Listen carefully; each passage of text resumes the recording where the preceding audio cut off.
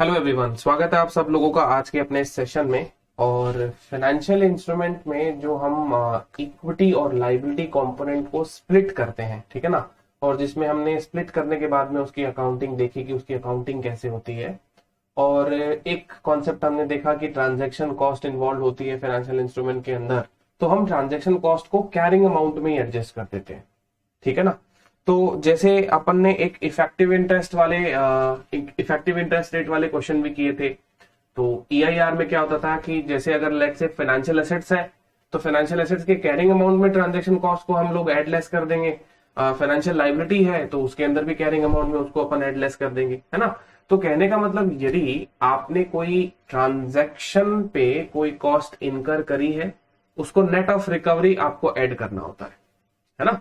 तो अब यहां पर हमने इन कॉन्सेप्ट को स्प्लिट करके पढ़ा है, अलग अलग पढ़ा है। जैसे इफेक्टिव इंटरेस्ट रेट के अंदर हमने जो क्वेश्चंस किए वहां पे क्या हुआ था, इफेक्टिव इंटरेस्ट रेट के अंदर हमारे पास में ट्रांजैक्शन कॉस्ट था और प्योर फाइनेंशियल लाइबिलिटी एलिमेंट था, ठीक है ना। जिसमें कंपाउंडिंग कुछ फाइनेंशियल इंस्ट्रूमेंट्स की हो नहीं रही थी।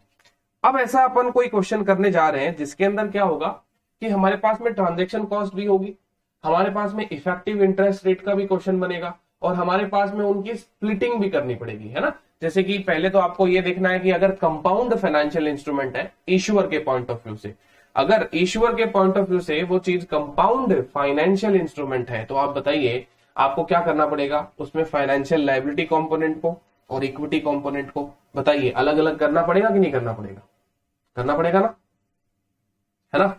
तो फिर जब अपन उनको अलग अलग करेंगे तो आपने उस फाइनेंशियल इंस्ट्रूमेंट को इश्यू करते समय जो खर्चा किया है, जो आपका ट्रांजैक्शन कॉस्ट लग गया है, क्या उसको भी स्प्लिट करना चाहिए फिर कि लायबिलिटी के ऊपर इतना खर्चा और इक्विटी के ऊपर इतना खर्चा, या खर्चे को स्प्लिट करने की कोई दरकार नहीं है, आप उसको ऐसे ही चलने दीजिए। तो आइए जानकारी प्राप्त करते हैं, इस पर्टिकुलर कॉन्सेप्ट के माध्यम को समझने की कोशिश करते हैं। तो आप सब लोग मई 2019 का जो क्वेश्चन पेपर है ना वो निकालिए। और इस क्वेश्चन पेपर में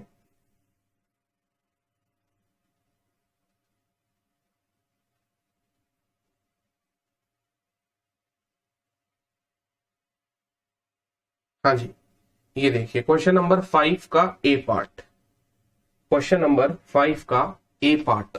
और ये इसको आप मार्क कर लीजिए, बहुत ही इंपॉर्टेंट है हमारे इस पर्टिकुलर चैप्टर के लिए। ये इंस्टीट्यूट को इस प्रकार के ही क्वेश्चन पसंद है। अभी तक इंस्टीट्यूट जो है स्प्लिट वाले क्वेश्चन देता है, स्प्लिट के साथ साथ में इंस्टीट्यूट ने फिर बाद में क्या कर दिया कि ट्रांजैक्शन कॉस्ट को भी इनकॉर्पोरेट करना स्टार्ट कर दिया। और बाद में जैसा कि मैंने आपको कहा था कि ईआईआर भी क्वेश्चन के अंदर आ जाए तो फिर तो भी मजा ही मजा हो जाता है। अब रही बात ये सर कि सर ईआईआर अगर इंस्टीट्यूट हमें बता दे तो बहुत अच्छी बात है, अगर हमको कैलकुलेट करनी पड़ी तो सर बहुत दिक्कत हो जाती है। इसलिए इंस्टीट्यूट इस बात को कंसिस्टेंटली अप्लाई करके चल रही है। इफेक्टिव इंटरेस्ट रेट क्वेश्चन में दिया गया होता है ना, तो वो मेहनत अपने को करनी नहीं है। नाउ चेक करिएगा, देखिएगा दोस्तों, इस पर्टिकुलर क्वेश्चन के अंदर perfect limited issued 50,000 compulsorily cumulative convertible preference shares. मतलब कोई एम्बिग्यूटी नहीं है, आप कोई अजम्पशन नहीं ले सकते। फाइनेंशियल इंस्ट्रूमेंट का जो नेचर है वो आपके सामने एकदम क्रिस्टल क्लियर है। देखिए, जब आपको ये कहा जाता है कि ये कंपल्सरी क्यूमुलेटिव भी है, कन्वर्टिबल भी है, तो कहने का मतलब इसका कन्वर्जन इक्विटी के अंदर होना ही होना है। इस बात की तो निश्चितता हो चुकी है। अब ऑप्शन किसके हाथ में है उसका तो मतलब ही नहीं हुआ ना, कह दिया इन लोगों ने कि भाई ये तो कंपल्सरी है। अब देखते हैं कितना कंपल्सरी है, आधा है, पूरा है ना, उससे मालूम पड़ जाएगा। तो 1 अप्रैल 2017 को इन लोगों ने इश्यू किए और कितने रुपए इन लोगों ने इकट्ठे कर लिए, 180 ईच, 180 रुपीज इन लोगों ने इकट्ठे कर लिए। अब कहता है the rate of dividend is 10% payable eight the end of every year. अच्छा, एक बात बताइए जरा मुझे, ये कंपल्सरीली और क्यूमुलेटिव, ये जो दो शब्द है, दोनों ही शब्द हमारे लिए बेहद इंपॉर्टेंट है। कंपल्सरी तो हो गया कन्वर्टिबल के लिए, ठीक है, और क्यूमुलेटिव शब्द जो है वो किसके लिए हो जाता है बताइए जरा। क्यूमुलेटिव शब्द किसके लिए होता है? अरे प्रेफरेंस शेयर के अंदर इंटरेस्ट होता है क्या? डिविडेंड जो क्यूमुलेटिव हो जाएगा तो डेट इंस्ट्रूमेंट हो जाएगा। Very good very good. आप उसको बोलेंगे नाम से कि वो डिविडेंड है ना। क्यूमुलेटिव का मतलब क्या हो गया कि वो इकट्ठा होता रहेगा, आपको देना ही पड़ेगा, ये एक प्रकार का ऑब्लिगेशन है आपका, है ना। क्यूमुलेटिव लिखने का मतलब ही क्या हो गया, ये हमारा ऑब्लिगेशन है। इसका मतलब नाम तो क्या रहेगा, प्रेफरेंस शेयर का डिविडेंड, बट उसका नेचर क्या रहेगा, बताइए नेचर क्या रहेगा। नेचर सर यही रहेगा, फाइनेंस कॉस्ट, ब्याज के जैसा नेचर रहेगा उसका, है ना। तो फाइनेंस कॉस्ट रहेगा। आगे बात समझ में। एक सेकंड रुकिए जरा, थोड़ा सा इसमें सेटिंग कर देता हूं मैं। चलिए नाउ आपको वॉल्यूम और जो ये स्क्रीन है वो प्रॉपरली विजिबल हो रही है ना, कोई दिक्कत तो नहीं हो रही इसमें।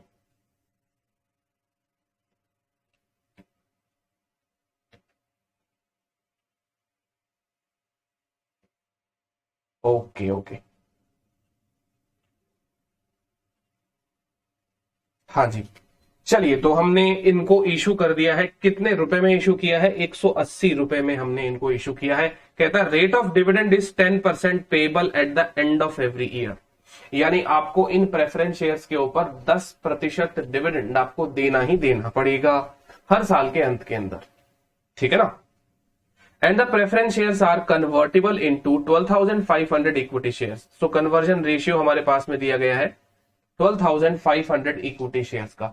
हमारे सारे के सारे प्रेफरेंस शेयर जो हैं वो 12,500 इक्विटी शेयर्स में कन्वर्ट हो जाएंगे।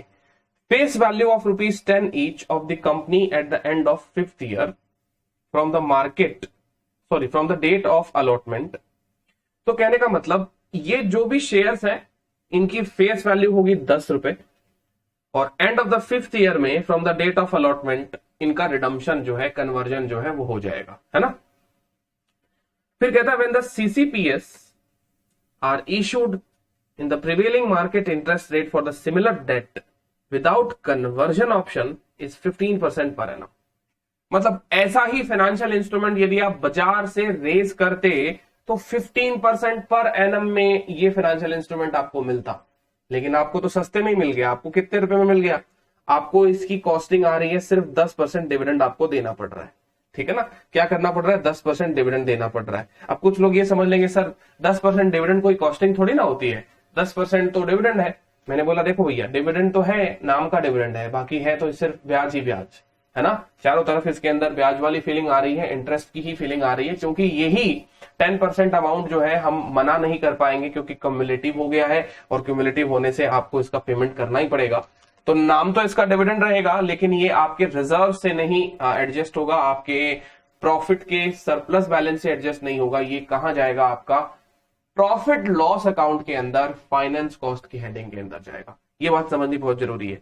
नाउ अब सबसे इंपॉर्टेंट चीज देखिए, इस क्वेश्चन की खासियत यही है कि transaction cost on the date of issuance is 2% of the value of the proceeds. आपको जो भी प्रोसीड मिल रही है, जितना भी पैसा हमको फाइनेंशियल इंस्ट्रूमेंट इशू करने से मिल रहा है, उसके ऊपर हमारी ट्रांजैक्शन कॉस्ट कितनी आ रही है, 2% आ रही है। अब देखिए, बहुत अच्छी बात इन लोगों की ये लग गई कि इन लोगों ने क्या कह दिया, इफेक्टिव इंटरेस्ट रेट इनको कंप्यूट करके ही हमें डायरेक्टली बता दिया है कि देखिए सर ट्रांजैक्शन कॉस्ट है, तो ट्रांजैक्शन कॉस्ट है, उसकी वजह से आपके जो इंटरेस्ट रेट है, जो गिवन कॉन्ट्रैक्ट की जो इंटरेस्ट रेट है वो काम नहीं कर पाएगी। आपको एज पर IFRS 9 नई इंटरेस्ट रेट कैलकुलेट करनी पड़ेगी, तो वो हम ही आपको बता देते हैं 15.86। तो इसके लिए आपको मशक्कत करने की दरकार नहीं है, आपके बाकी के कॉन्सेप्ट सही होने चाहिए। Round off the figures to the nearest multiple of rupees. अब देखिए, ये डायरेक्शन पढ़ना बहुत जरूरी है। किताब से क्वेश्चन करना और एग्जाम के क्वेश्चन करना, इन दोनों में बहुत डिफरेंस है। और मैं आपको बता देता हूं दोस्तों कि कुछ कुछ क्वेश्चंस ऐसे होते हैं जो एकेडमिक्स के साथ साथ में भी चलेंगे, जहां पे मैं आपको एग्जाम के क्वेश्चंस भी कराऊंगा। और वैसे आपके जितने भी पास्ट एग्जामिनेशन क्वेश्चन पेपर आ रखे हैं, उनके सबके आपको एक साथ में वीडियो भी मिल जाएंगे, तो उसके लिए आपको चिंता नहीं करनी है। सारे के सारे क्वेश्चंस कहीं ना कहीं किसी न किसी स्पेक्ट्रम में कवर हो ही जाएंगे। तो अब आप ये देखिए, एग्जामिनर यहां पे कहता है कि आपकी जो राउंडिंग ऑफ की जो स्टाइल होगी वो क्या होगी, नियरेस्ट मल्टीपल ऑफ रुपीज, यानी आपको नेक्स्ट रुपीज के ऊपर आपको क्या करना है, वही नॉर्मल राउंडिंग ऑफ तरीके से उसको राउंडिंग ऑफ कर देना है, राइट। इसको समझना बहुत जरूरी है। अब इन लोगों ने फैक्टर्स देखिए दोस्तों, 4 डिजिट के लिए हैं, तो 4 डिजिट के फैक्टर्स एग्जामिनर ने दिए हैं तो आपको उसकी रिस्पेक्ट करनी है। भूल से भी 2 डिजिट 3 डिजिट ना ले लीजिएगा, चारों डिजिट पे हमें काम करना है। और चौथे डिजिट पे आपका जो फैक्टर आता है उसके बाद में कैलकुलेशन में भी कोई राउंडिंग ऑफ एरर आ रहा है तो आप उसको फिर क्या करिए, नियरेस्ट रुपीज में राउंडिंग ऑफ करिएगा, ताकि इससे क्या होगा, आपके सब लोगों के जितने भी स्टूडेंट्स आप सब लोग एग्जाम देंगे सबका आंसर क्या होगा, एक ही रहेगा, स्टैंडर्ड रहेगा answer. Now you are required to compute liability और इक्विटी कंपोनेंट। पहली बात तो आपको लाइबिलिटी और इक्विटी कंपोनेंट जो है उसको ढूंढना है। And pass the journal entries for the entire term of arrangement, that is from the issue of a preference shares till their conversion into equity shares, keeping in view the provision of the relevant Ind AS। अब यहां पे कहता है कि आपको relevant Ind AS के हिसाब से ये काम करना है। तो एक बात आप जरूर ध्यान दीजिएगा, जब क्वेश्चन के अंदर किसी Ind AS के बारे में खुद से नहीं बताया गया हो तो आप जरूर उसका रेफरेंस लगाइएगा। जैसे relevant Ind AS, तो एज पर Ind AS 109 हम लोग यहां से काम करना स्टार्ट करेंगे। As per Ind AS 109 the following workings will be done. ठीक है, लेकिन जब ये कह देता है view provisions of the relevant Ind AS की जगह ये लिखता है provisions as per Ind AS 109, इसका मतलब फिर बाद में आप क्वेश्चन के अंदर वो एज पर Ind AS 109 लिखोगे, उसके कोई नंबर नहीं रहते। यहां पे हो सकता है कि बाई चांस आपको कोई रेफरेंस करने के नंबर एग्जामिनर दे दे, हालांकि प्रैक्टिकल क्वेश्चंस के अंदर खाली Ind AS का नंबर का रेफरेंस का कोई नंबर नहीं मिलता, केवल आपके प्रैक्टिकल्स को स्टेप्स को बाइफरकेट किया जाता है। तो ये बात आपको ध्यान रखनी है, जब क्वेश्चन के अंदर Ind AS का कोई नाम और नंबर ना दिया गया हो तो जरूर आप एक बार उसका नाम और नंबर जिक्र अपने सवाल के उत्तर में जरूर करते हैं। तो आई होप अब आपको ये सारी की सारी बात समझ में आ गई होगी। इस क्वेश्चन में खास क्या है सर, ये तो हमने पढ़ ही रखा है पहले से ही, हम जितना पढ़ रखे हैं उसके अंदर ऐसी ऐसी सारी चीजें आ चुकी है। खास ये है दोस्तों कि यहां पर एक तो आपको स्प्लिट करना है इक्विटी और लाइबिलिटी कंपोनेंट, और एक आपकी ट्रांजैक्शन कॉस्ट भी लग गई है। अब ट्रांजैक्शन कॉस्ट लग गई है तो दोनों काम साथ में आ गया। ट्रांजैक्शन कॉस्ट का क्या करें, स्प्लिट करना है, तो ट्रांजैक्शन कॉस्ट का भी कुछ स्प्लिटिंग पोर्शन होगा क्या, ये सारी बातें हम सबको इस पर्टिकुलर क्वेश्चन के माध्यम से पता चलेगी। तो आइए इस क्वेश्चन को सॉल्व करते हैं। ठीक है ना, फटाफट से कैलसी लेकर आप सब लोग तैयार रहें। कैलकुलेशन जो है वो फटाफट से मुझे बताने की कोशिश करें, मौन धारण ना करें बिल्कुल भी। ठीक है, चलिए तो सबसे पहले मेरे को स्प्लिट करना है ना। स्प्लिट करने के लिए मुझे क्या चाहिए, एक तो मेरे को चाहिए कि कैश फ्लो, कितने कितने कैश फ्लो है ना। तो सबसे पहले मैं एक काम कर लेता हूं, यहां पे लिखते हैं अपने लोग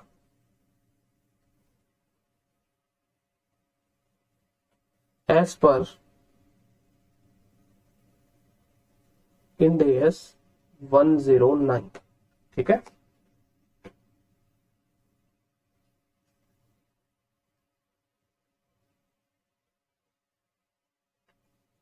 following calculations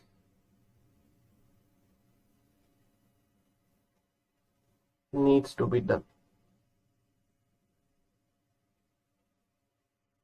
Now working note number 1, पहला कैलकुलेशन हम किसका करेंगे, पहला कैलकुलेशन कंपोनेंट स्प्लिट करना, क्योंकि EIR तो इन लोगों ने दे दिया है, हमारा तो काम है नहीं EIR को कैलकुलेट करना। तो सबसे पहले तो कंपोनेंट स्प्लिट करने के लिए आप कंपोनेंट को निकालिए तो सही। तो हमारे जो कैश फ्लोज होंगे वो आपको लिखने होंगे। यहाँ पे लिखिए कैश फ्लोज।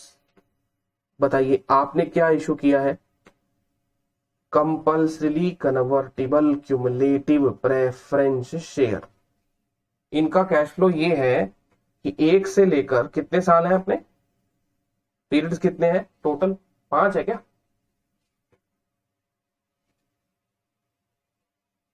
5th year. ठीक है ना, तो 5 साल है, तो हमारे पास में 5 साल के अंदर जो डिविडेंड का आउटफ्लो होगा वो क्या होगा, सबसे पहले तो वो देख लीजिए। तो देखिए यहां पर हमारे पास में 50,000 जो है ये आपके प्रेफरेंस शेयर्स हैं, और इन 50,000 प्रेफरेंस शेयर्स के ऊपर आपका सालाना जो डिविडेंड है वो कितना बनेगा।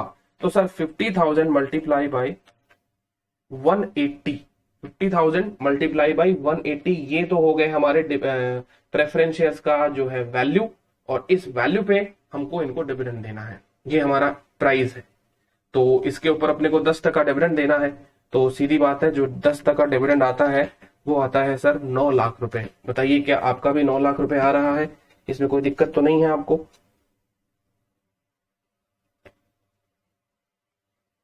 9 लाख रुपए का आपको डिविडेंड मिल रहा है, ठीक है। अब ये 9 लाख रुपए का डिविडेंड आपको हर साल मिलेगा, राइट। जो अगर जो इंस्ट्रूमेंट होल्डर है उनको, और जो कंपनी है उसको ये 9 लाख रुपए का डिविडेंड हर साल देना ही पड़ेगा, वो बच नहीं सकती है 9 लाख रुपए देने से। तो जब, जैसा कि मैंने कहा है कि जब आपके पास में कैश फ्लो फिक्स्ड हो तो आपको ये बार बार में प्रेजेंट वैल्यू इनकी निकालने की दरकार नहीं रहेगी, और अपन ऐसा काम करेंगे भी नहीं बिल्कुल भी, है ना। तो 5 साल तक अगर 9 लाख रुपए फिक्स है तो आपको क्या करना है, इसका सीधा का सीधा प्रेजेंट वैल्यू निकाल लेना है कि 9 लाख की प्रेजेंट वैल्यू क्या होगी। तो हमारे लिए सर प्रेजेंट वैल्यू निकालने के लिए हम कौन सी रेट यूज लेंगे, तो हमारे लिए इनकी जो रेट होगी वो क्या होगी, present value of dividend payment. अब डिविडेंड पेमेंट को आप बोल रहे हैं डिविडेंड, बट ये है क्या, इसका नेचर क्या है, फाइनेंस कॉस्ट, इंटरेस्ट है इसका नेचर। तो आप इसका प्रेजेंट वैल्यू निकाल लीजिए। 5 सालों का पीवी कितना आता है, जरा बताइएगा मेरे को। 9 लाख रुपए का 5 सालों का प्रेजेंट वैल्यू कौन से रेट से निकालेंगे, 9 lakh into present value of annuity factor market rate of interest से। तो ये रहा हमारा market rate of interest. Market rate of interest है 15%। अब हर साल के फैक्टर्स को जोड़ लीजिए, 0.8696 प्लस 0.7561 प्लस 0.6575 प्लस 0.5718 प्लस 0.4971। 5 साल का ये आता है सर 3.3521। ये आता है हमारा 3.3521। तो इसकी प्रेजेंट वैल्यू हमारी हो जाएगी फिर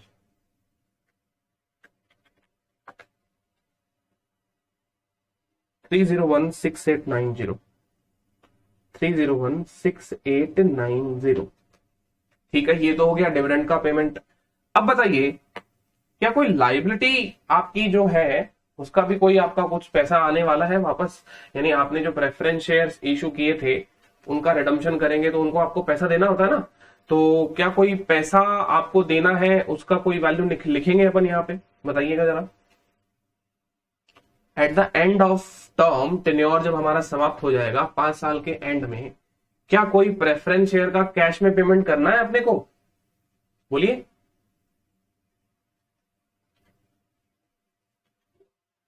हाँ जी, हाँ, क्योंकि कंपल्सरीली कन्वर्टिबल है, यानी आपके सारे के सारे प्रेफरेंस शेयर जो है वो क्या है, कन्वर्टिबल है।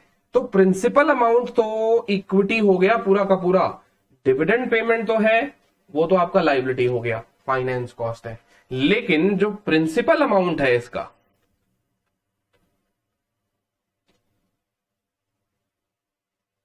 प्रिंसिपल वैल्यू इज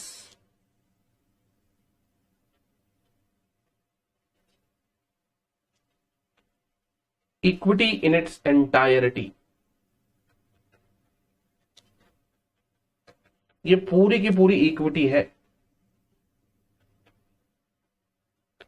यानी इसका कोई आपका वैल्यू नहीं लिखेंगे, क्योंकि जो चीज डे वन से ही इक्विटी है उसका अपन लायबिलिटी का प्रेजेंट वैल्यू कैसे निकाल सकते हैं, क्योंकि ये पैसा आपको कभी देना ही नहीं था। डे वन से ही मना कर दिया था हमने कि भैया हमारा इंस्ट्रूमेंट कैसा है, compulsorily convertible into equity share. आपको लास्ट में कोई पैसा नहीं मिलेगा, नगद में कोई चीज नहीं दी जाएगी, सिर्फ और सिर्फ इक्विटी शेयर इशू किए जाएंगे। इसका मतलब हमारे इस पूरे के पूरे कॉन्ट्रैक्ट में लाइबिलिटी सिर्फ 3016890 है। क्या है हमारी लाइबिलिटी, 3016890। अब इसका मतलब हमें इसमें इक्विटी लाइबिलिटी कंपोनेंट सेग्रीगेट करना है, तो आपको यहां पे नीचे क्या लिख देना है कि आपके पास में प्रोसीड्स कितना आ गया, प्रोसीड्स है ना। आपने जब डिवेंचर इशू किए, सॉरी आपने जब प्रेफरेंस शेयर्स इशू किए 50,000, तो आपको टोटल पैसा कितना मिला, तो हमारा प्रोसीड्स 50,000 इंटू 180 है, बस यही तो है हमारा प्रोसीड। ठीक है, अगर ये हमारा प्रोसीड्स है तो जो बैलेंसिंग फिगर कंपोनेंट होगा वो क्या होगा, ये तो लाइबिलिटी कंपोनेंट हो गया, ये हो गया हमारा फाइनेंशियल लाइबिलिटी। ठीक है ना। अब यहां पर इक्विटी का वैल्यूएशन हमें जानना पड़ेगा, क्योंकि यहां पे तो हम नहीं लिख पाएगी इक्विटी की वैल्यू क्या होगी। तो देखिए सर, मैंने कहा कि इक्विटी का वैल्यूएशन इस पूरे के पूरे अकाउंटिंग स्टैंडर्ड में किया ही नहीं जाता। इक्विटी होता है रेजिडुअल, तो जो रेजिडुअल बचेगा उसी को तो हम इक्विटी कहेंगे ना। जो रेजिडुअल वैल्यू होगी हमारी, रेजिडुअल इज इक्विटी। तो टोटल प्रोसीड आपने जो इकट्ठे किए हैं उसमें से उतना अमाउंट माइनस कर दीजिए, बचा हुआ जो होगा वो आपका इक्विटी हो जाएगा। तो ये लीजिए सर, हमारा प्रोसीड्स कितना है, 50,000, 90 लाख रुपए आपको टोटल मिले हैं, 90 लैक्स। तो वैल्यू ऑफ इक्विटी कितनी हो गई, वैल्यू ऑफ इक्विटी हो जाएगी सर 3016,890, 5983,110, 5983,110, ये हमारी इक्विटी की वैल्यू हो जाएगी। ठीक है सर, ये वाली बात तो अपने को समझ में आ गई क्योंकि ये हमने पहले भी कर रखा था। अब बताइए कि इफेक्टिव इंटरेस्ट रेट तो हमारी जो है वो क्वेश्चन में बताई गई है, लेकिन ट्रांजैक्शन कॉस्ट भी तो है। अब ट्रांजैक्शन कॉस्ट है तो आप जानते हो कि ये जो फाइनेंशियल लायबिलिटी का कंपोनेंट आप सब लोगों ने यहाँ पे कैलकुलेट किया है, ये फाइनेंशियल लायबिलिटी, ये तो इसका कैरिंग अमाउंट है। अब ट्रांजैक्शन कॉस्ट तो इसके अंदर एडजस्ट होनी चाहिए कैरिंग अमाउंट के अंदर, लेकिन sir carrying amount financial liability का आपने बता दिया, कैरिंग अमाउंट तो इक्विटी का भी तो है। इसका मतलब आपकी जो टोटल प्रोसीड्स आपको इकट्ठी हुई है, ट्रांजैक्शन कॉस्ट तो इसके ऊपर पूरे के ऊपर लगी है, तो कुछ ट्रांजैक्शन कॉस्ट का हिस्सा क्या बताइए इक्विटी का होना चाहिए या नहीं होना चाहिए, या सारा का सारा ट्रांजैक्शन कॉस्ट हम फाइनेंशियल लायबिलिटी पे अपोर्शन कर दें? क्या कहना है आप लोगों का?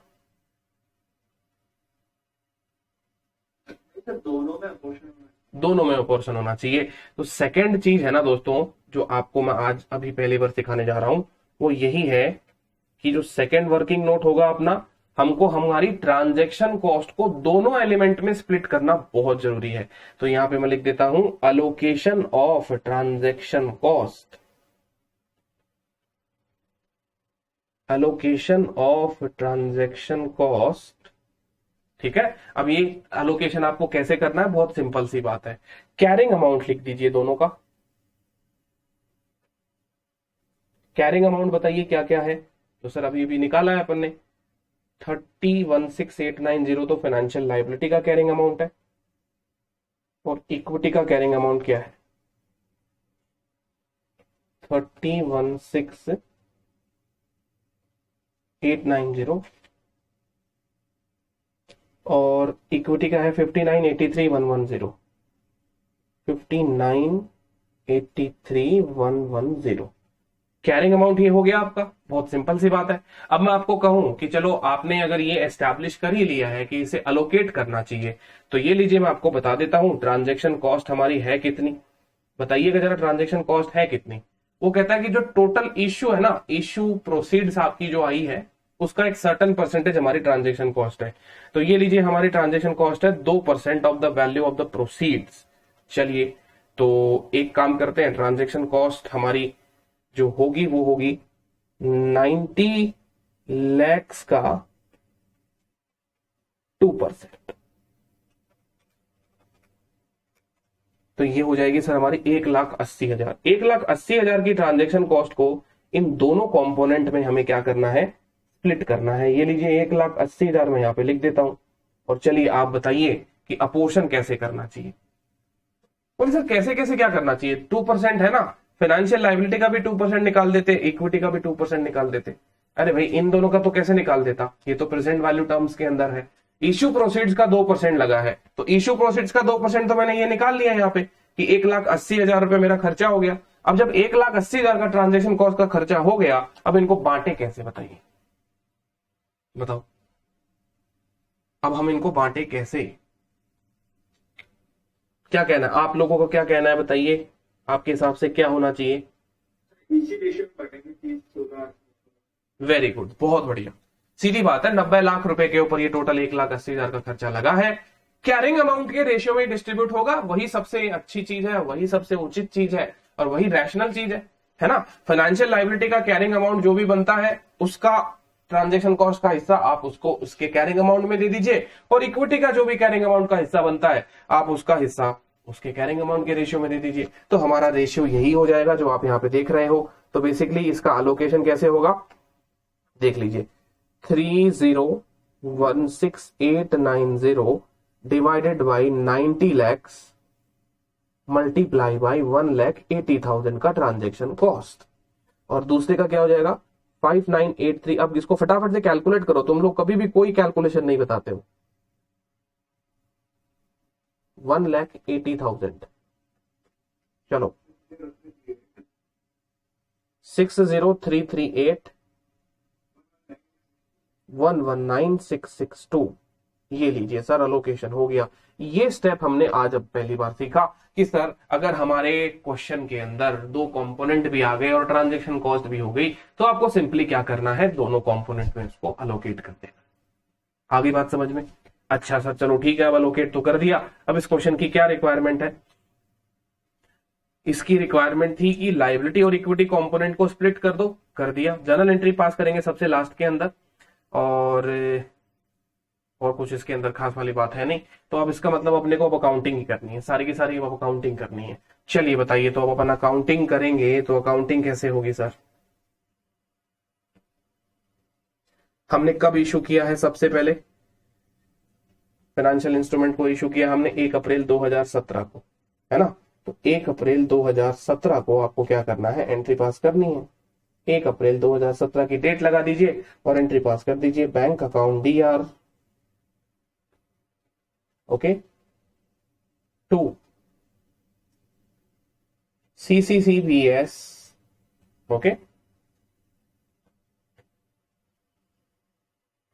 कितने परसेंटेज है ये? इनको हम 10% डिविडेंड देते हैं। 10% CCCBS जो है वो हमने इशू किए। इसमें एक कंपोनेंट फाइनेंशियल लायबिलिटी होगा और 10% CCCBS में एक कंपोनेंट हमारा इक्विटी हो जाए। टोटल हमें 90 लाख रुपए मिलेंगे, जिसका हमें डिस्ट्रीब्यूशन कर देना था, वो हमने डिस्ट्रीब्यूशन कर दिया है।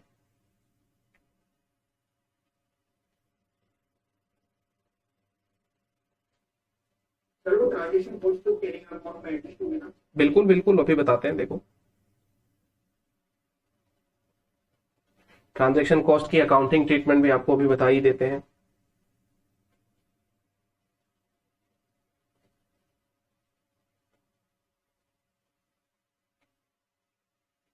ठीक है, अब देखो एग्जाम के अंदर आपको पूरा प्रेजेंटेशन सही तरीके से करना बहुत जरूरी है ना। तो ये बीइंग लगाकर पूरा का पूरा नरेशन लिखना जब तक जरूरी रहेगा जब तक क्वेश्चन में ये ना कह दिया जाता है कि नरेशंस आर नॉट रिक्वायर्ड। ठीक है ना, नीचे बस फटाफट से शॉर्ट में लिख के निकल जाए कीजिए, अदरवाइज क्या होता है ना कि वो लोग नंबर काट लेते हैं प्रेजेंटेशन के। तो बीइंग लगा के ये नरेशन लिखना हमारे लिए बहुत जरूरी है। मैं बता देता हूं, और किसी सजावट की जरूरत नहीं है। ऊपर से डेट, पर्टिकुलर्स, डेबिट, क्रेडिट, है ना, ये कुछ लिखने की दरकार नहीं है। ज्यादा से ज्यादा आपको ऐसा लगे तो ये लो डेबिट और क्रेडिट लिख दो, बहुत। कंटेंट की डिलीवरी के नंबर होंगे, मैं बता देता हूं, बाकी किसी फॉर्मेट के नंबर नहीं होते हैं। तो कंटेंट जितना ज्यादा लिखेंगे उतना ही ज्यादा नंबर आएंगे। अब यहाँ पे मैंने आपको बताया कि ये जो नरेशंस है ये हमारे लिए मस्ट है, तो ये लिखना हमारे लिए बहुत जरूरी। हमारे लिए मतलब सिर्फ आप लोगों के लिए, मैं नहीं लिखूंगा इसको, ठीक है। चलिए नाउ ट्रांजैक्शन कॉस्ट लगी, सबसे पहले तो हमारी ट्रांजैक्शन कॉस्ट लगेगी। ट्रांजैक्शन कॉस्ट लगने की क्या एंट्री होती है बताइए? Transaction cost, expenses account, debit to bank. खर्चा लगेगा ना आपका, जेब से जाएगा पैसा। कितना पैसा जाएगा सर? 1,80,000 रुपए चले जाएंगे। ये लीजिए सर, 1,80,000 रुपए हमारे चले गए। ठीक है, इसकी एंट्री कर दी हमने, बीइंग ट्रांजैक्शन कॉस्ट इनकर्ड, है ना। मतलब लिखना है आपको इसके अंदर कुछ भी। एग्जामिनर इस नरेशन को पढ़ता कुछ बिल्कुल भी नहीं है, बट वो अगर देखता है कि हाँ स्टूडेंट्स नरेशन ना लिख के टाइम बचा रहा है, तो फिर वो बाद में कहता है कि चलो 10 में से 9 नंबर दे दो इसको, 1 नंबर काट लो। लिखने के कोई नंबर नहीं आएंगे, बट ना लिखने के नंबर जाएंगे, है ना। तो नेगेटिव मार्किंग होती है यहाँ पे। चलिए, ये हमारी ट्रांजेक्शन कॉस्ट लग गई। अब आप कह रहे हो कि सर ट्रांजेक्शन कॉस्ट को हमें क्या करना चाहिए बताइए? आप कह रहे हो कि सर ट्रांजैक्शन कॉस्ट का तो सर कैरिंग अमाउंट एडजस्ट करना चाहिए अपने को, तो अब कैसे एडजस्ट करेंगे बताइए? एंट्री बताइए आप क्या एंट्री इसकी सजेस्ट करेंगे कि इसकी एंट्री हो जाए भाई? ये जो है ना 10% टीएस, 10% इक्विटी वाला डेबिट टू ट्रांजेक्शन। ठीक है, बाकी सब लोग बताएं भाई, देखें सबका।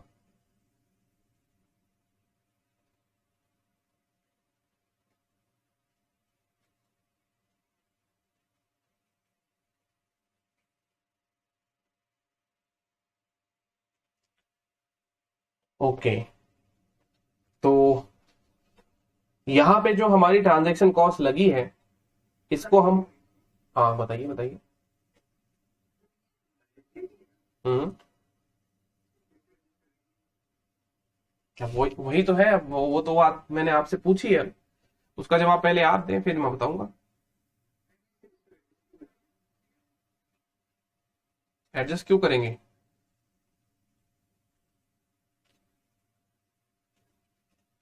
ऐड करेंगे ना सर।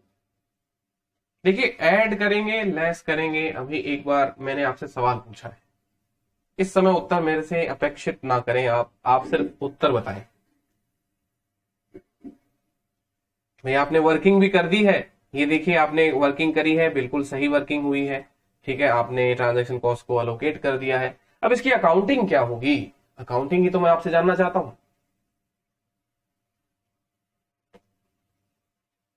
ऐसा कोई adjustment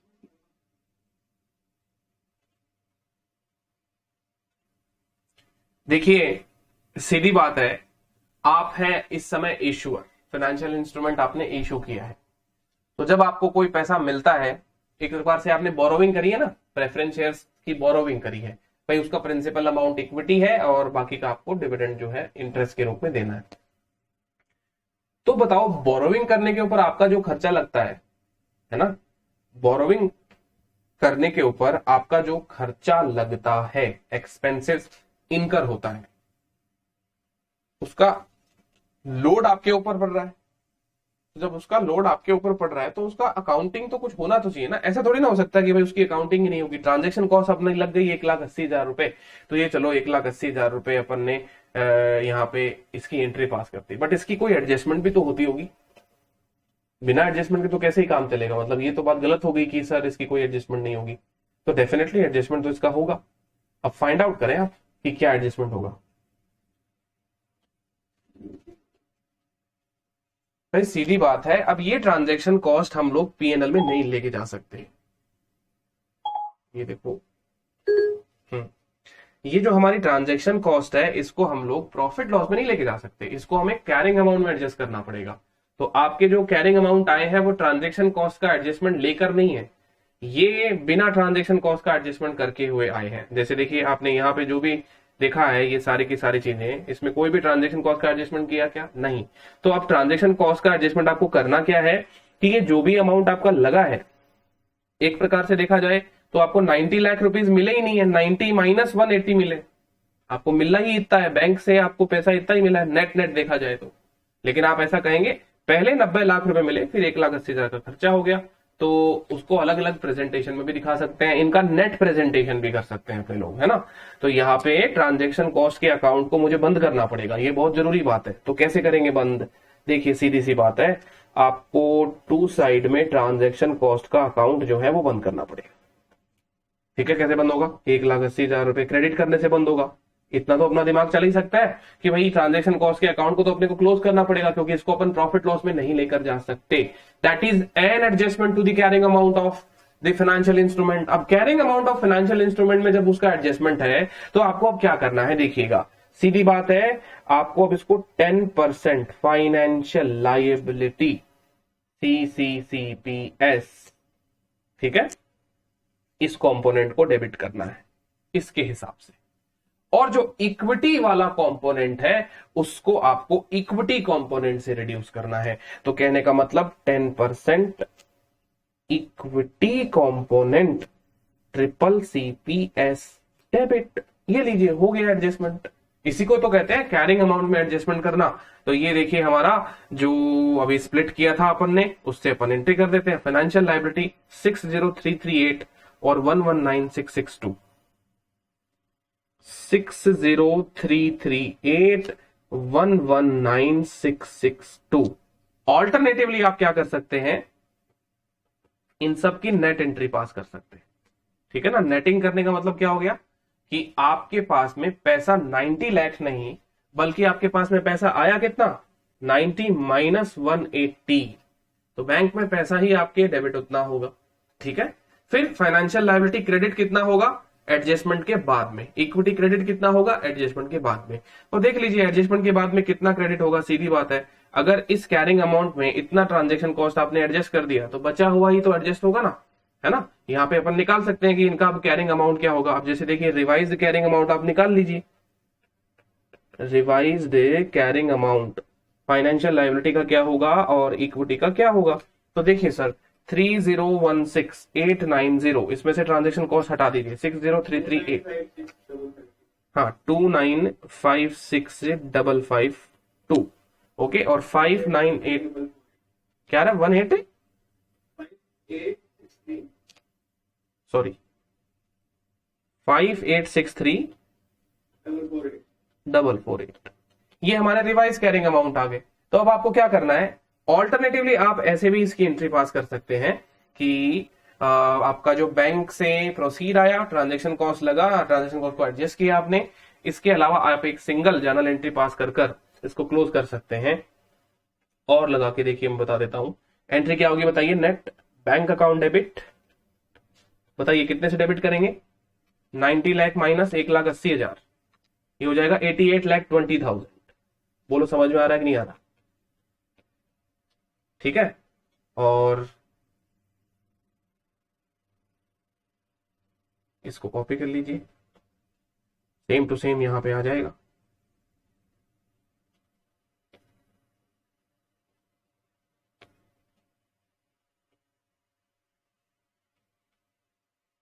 So being financial instrument issued, net of transaction cost, ठीक है ना, ये हमारा नेट ऑफ ट्रांजैक्शन कॉस्ट। अब आपको क्या करना है, ये एक एंट्री पास करनी है और एक ही एंट्री के अंदर आपका काम हो जाएगा, बट मैंने आपको उसकी पूरी अकाउंटिंग समझा दी। नहीं वो मैं आपको बताता हूं उसके पीछे भी लॉजिक कि मैं वो आपको क्यों बता रहा हूं। 2956552, क्योंकि देखिए अपना हमेशा ऑब्जेक्टिव रहता है इंस्टीट्यूट को समझना, ठीक है, आपको मैं सही चीज बिल्कुल समझाऊंगा। हाँ 5863,448, देखिए क्या है ना कि शॉर्टकट्स चीजें तो सही कर देते हैं, बट उनसे एक डिसएडवांटेज ये होता है कि जो एडजस्टमेंट्स हुए हैं ना आपके, वो फिर दिखते नहीं है कि क्या एडजस्टमेंट हुआ था एक्चुअली में। तो हाँ करेक्ट बिल्कुल सही कहा आपने, इसीलिए मैंने आपको पहले डिटेल में सारी की सारी चीज समझाई और फिर बाद में मैंने आपको वो भी पॉइंट ऑफ व्यू रखा जो इंस्टीट्यूट एक्सेप्ट करता है। तो ये नेट एंट्री इंस्टीट्यूट एक्सेप्ट कर लेता है और इनफैक्ट इंस्टीट्यूट ने अपने सजेस्टेड आंसर्स के अंदर ये नेट वाली एंट्री कर रखी है। तो अब मेरा काम है आपको दोनों ऑल्टरनेटिव समझा देना, उसके बाद में हम सब लोग इतने समझदार हैं, हमको मालूम पड़ता है कि कौन सा सही तरीका है। अब वैसे भी आप सब जानते हैं कि हमारा पेपर बहुत लेंथी आता है, तो अगर एकेडमिक्स के अंदर हम कहीं ना कहीं शॉर्टकट मार सकते हैं तो मार लीजिए, कोई दिक्कत वाली बात ही नहीं है। अगर इंस्टीट्यूट को एक्सेप्टेबल है वो तो बहुत ही बढ़िया बात है, बट वही बात है ना, इंस्टीट्यूट कभी तो क्या करती है, ये शॉर्टकट वाली एंट्री दे देती है, कभी अपने सजेस्ट आंसर्स में ये लंबी लंबी वाली एंट्री दे देती है, तो हम फिर बाद में कंफ्यूज हो जाते हैं। तो इन सब चीजों के ऊपर ना ज्यादा आपको दिमाग लगाने की दरकार नहीं है, क्योंकि ये सारी की सारी चीजें क्या है, बेसिकली आपके एक डायरेक्शन को ही तय करा रही है कि आप उस दिशा के अंदर जा रहे हैं, और जहां पे शॉर्टकट इंस्टीट्यूट को एक्सेप्टेबल है वो आप कर सकते हैं। मैं बस वही उतना ही कहना चाह रहा हूं, समझ में आ गई ना बात आपको।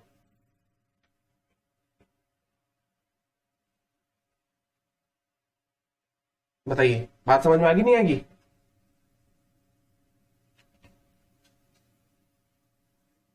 हाँ चलिए, तो अब अपने को क्या करना है, अब रिपीटिशन होगी एंट्रीज का, अब रिपीटिशन होगा 5 साल तक अपने को क्या करना है, इंटरेस्ट की कैलकुलेशन करनी है। अब इंटरेस्ट की कैलकुलेशन कैसे होगी, वो तो होगी इफेक्टिव इंटरेस्ट रेट से।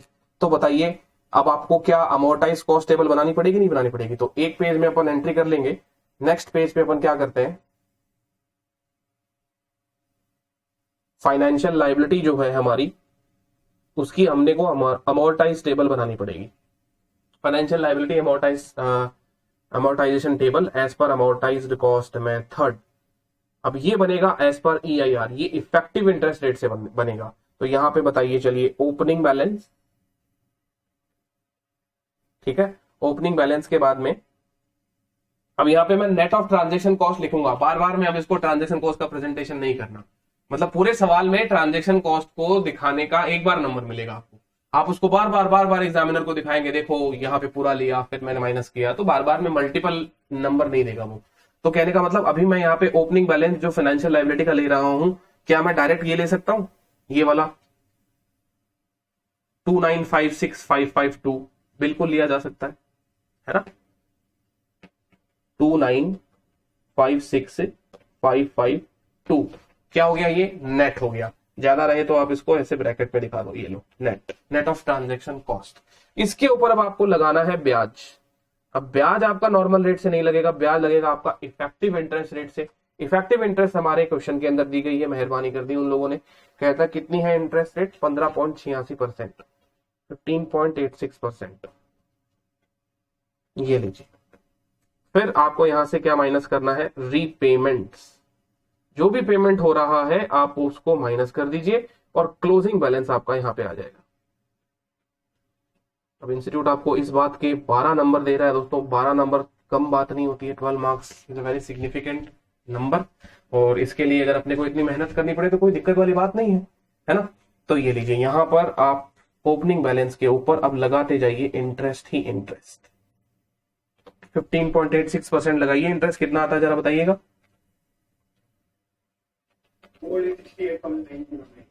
468,909।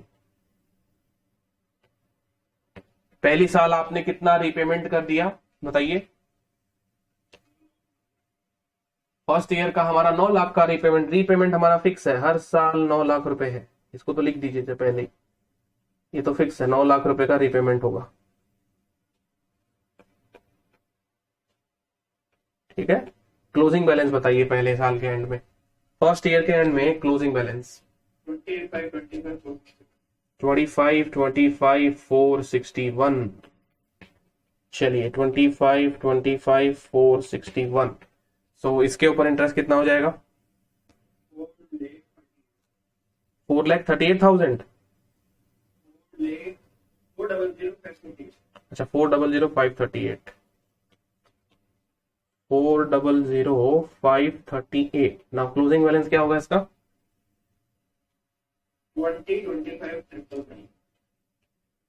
20,25,999।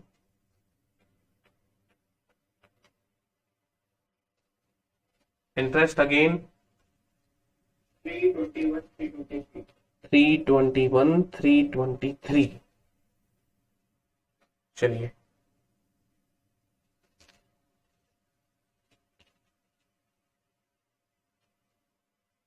$1447,322।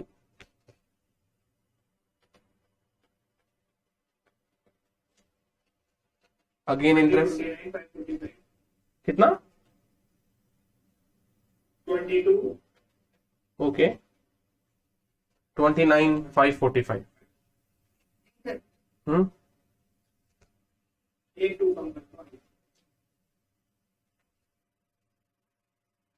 22,9,545 ये है क्या, ठीक है। क्लोजिंग बैलेंस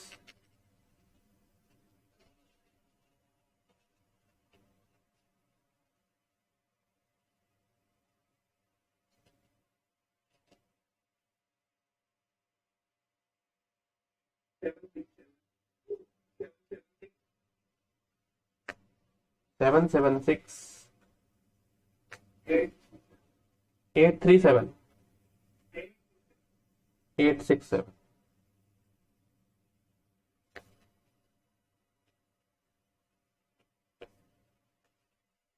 अब लास्ट में इसको आपको निल करना है, ठीक है। तो अब इसको निल करने के लिए EIR जो भी रहेगा कैलकुलेट करके देखेंगे तो आप उसको थोड़ा सा राउंडिंग ऑफ एरर रह सकता है, तो लास्ट को राउंड ऑफ कर लीजिएगा, लास्ट इंटरेस्ट को राउंड ऑफ कर लीजिएगा। 1 2 3 1 1 2 3 1 डबल 3 3। चलिए बताइए, अब ये कैलकुलेशन आपको सबको समझ में आ गई है? ये सिर्फ डिविडेंड रीपेमेंट ऑब्लिगेशन की फाइनेंशियल लायबिलिटी बन रही है अपनी, और उसी का ये सेटलमेंट हुआ है। अगर एज फार एज अपन अकाउंटिंग एंट्रीज की बात करें तो ये जितना भी आपका ईआईआर देख रहे हो, ये सारे के सारे ईआईआर आपके हर साल 5 साल तक जर्नलाइज करने पड़ेंगे आपको। तो मैं एक बार यहाँ पे तो अपन वही कॉलमनार कर देता हूं, 1 2 3 4 एंड 5। एंट्री क्या हो जाएगी बताइएगा? फाइनेंस कॉस्ट, ठीक है ना, ये हमारा फाइनेंस कॉस्ट हो जाएगा। Interest expenses, debit to financial liability, कौन सा? CCCPS 10% preference. ट्रांजेक्शन कॉस्ट नहीं होती अगर हम्म, 16,000 लेके करते हैं, हाँ, वो भी 3 हो जाता है। इसमें ट्रांजैक्शन कॉस्ट नहीं होती तो हम यहां से करते हैं, जो इसका कैरिंग अमाउंट था 30,16,890, ठीक है। फिर इसको अपन इफेक्टिव इंटरेस्ट रेट से नहीं करते ना, फिर बाद में हमारी जो रेट होती वो क्या होती है? मार्केट रेट ऑफ इंटरेस्ट हो जाती। देखिए मार्केट रेट ऑफ इंटरेस्ट हमारी क्या है? 15%। बहुत छोटी सी बढ़ गई है ना। देखिए आप अगर यहाँ पे देखेंगे 90 लाख रुपए आपको मिले हैं और उसके ऊपर आपका खर्चा कितना हुआ है? कुछ 2% के लगभग का खर्चा हुआ है। तो इस 2% के खर्चे से आपकी इंटरेस्ट रेट बढ़ेगी, ये तो आपको सबको ही पता है। हमने पहले भी क्वेश्चंस किए थे तो मैंने आपको बताया था कि जब अपन कोई फाइनेंशियल इंस्ट्रूमेंट इशू करते हैं और उसके ऊपर ट्रांजेक्शन कॉस्ट लगती है तो हमारे ऊपर इंटरेस्ट का बर्डन बढ़ेगा। फिर तो जब इंटरेस्ट का बर्डन बढ़ेगा तो वो 15 से ज्यादा हो जाएगी। अब कितनी ज्यादा हो जाएगी वो अपने को नहीं पता होता है, हो सकता है 1%, 1.5%, 2%, जो भी है, जितनी ज्यादा होती है वो अपन ट्रायल एरर से पता लगाते हैं। बट यहाँ पे इन लोगों ने निकाल के दे दिया है ना। निकाल के दे दिया तो हम लगा नहीं निकाली थी, दोनों में से हाँ नहीं, दोनों में सेम नहीं रहेगा। अगर हमारे इस क्वेश्चन में ट्रांजेक्शन कॉस्ट नहीं होती तो हम उसको फिर बाद में 15% से बुक करते, मार्केट रेट ऑफ इंटरेस्ट से हम लोग इंटरेस्ट बुक करते, ठीक है ना। तो ये हो गया भाई हमारा काम। 5 साल के लिए अपने को ये एंट्री जो है वो करनी है। बस इसके अंदर हम लोग इंटरेस्ट का अमाउंट भर देंगे, ठीक है। 468909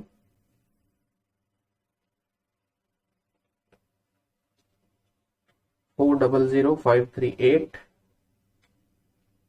321 323 229545 123133। तो ये हो गई हमारे इंटरेस्ट को इफेक्टिव इंटरेस्ट रेट से बुक करने की एंट्री, ताकि हमारे स्टेटमेंट ऑफ P&L के अंदर फाइनेंस कॉस्ट जो है वो सही प्रकार से डेबिट करी जाए और सही पिक्चर जो है वो आपको निकल के मिलनी चाहिए। चलिए हमने फाइनेंस कॉस्ट को कर दिया है यहाँ पे डेबिट, और इसी फाइनेंशियल लायबिलिटी का पेमेंट होता है। यानी अब आप जो पेमेंट करते हैं ना, उस पेमेंट को आपको ये नहीं सोचना है कि किसका पेमेंट हो रहा है। जो भी पेमेंट हो रहा है टुवर्ड्स योर फाइनेंशियल लायबिलिटी, तो फाइनेंशियल लायबिलिटी टू बैंक। हर साल ये तो कितना हो जाएगा आपका? 9 लाख रुपए, 9 लाख रुपए का पेमेंट हो जाएगा। बस अब ये दिक्कत बस ये है कि इंस्टीट्यूट ये जो 12 नंबर आपको दे रहा है, ये 12 नंबर में आपकी मेहनत बहुत ज्यादा होगी, क्योंकि ये यहां पे मैंने तो कॉलमनार कर दिया, तो आपके पास में वहां पे कोई विकल्प नहीं है, ठीक है। तो ऐसे क्वेश्चन को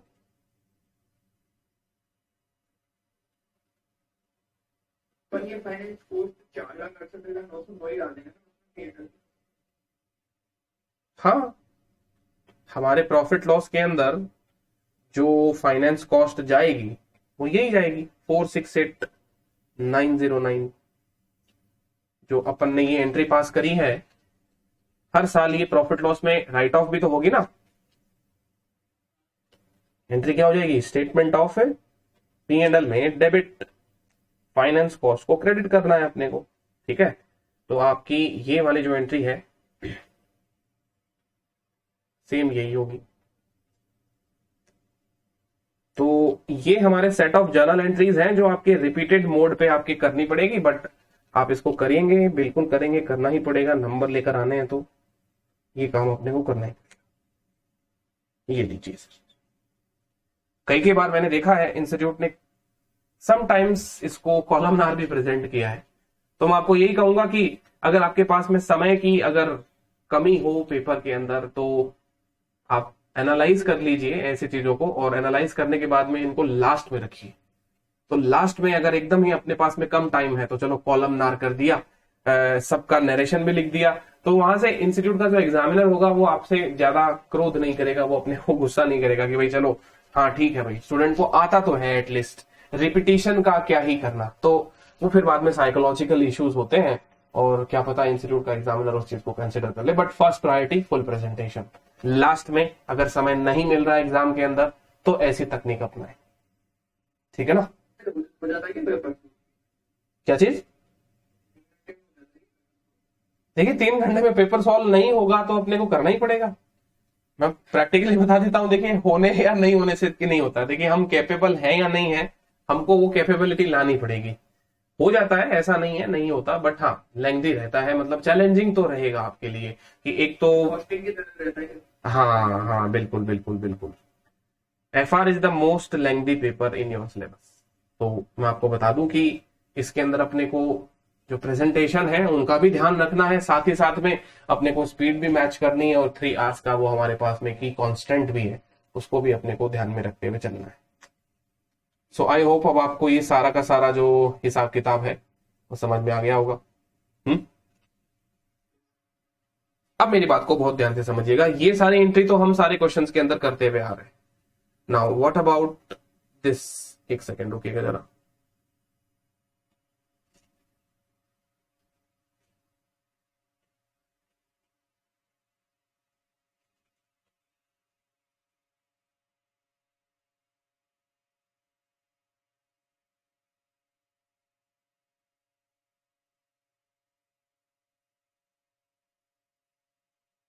अब ये जो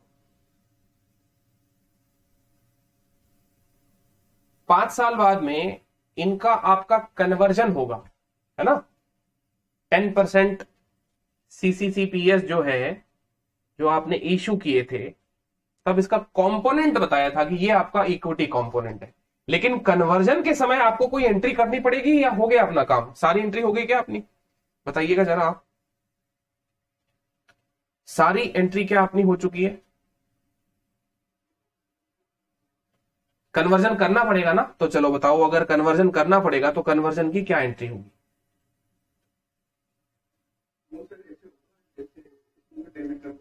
हम्म।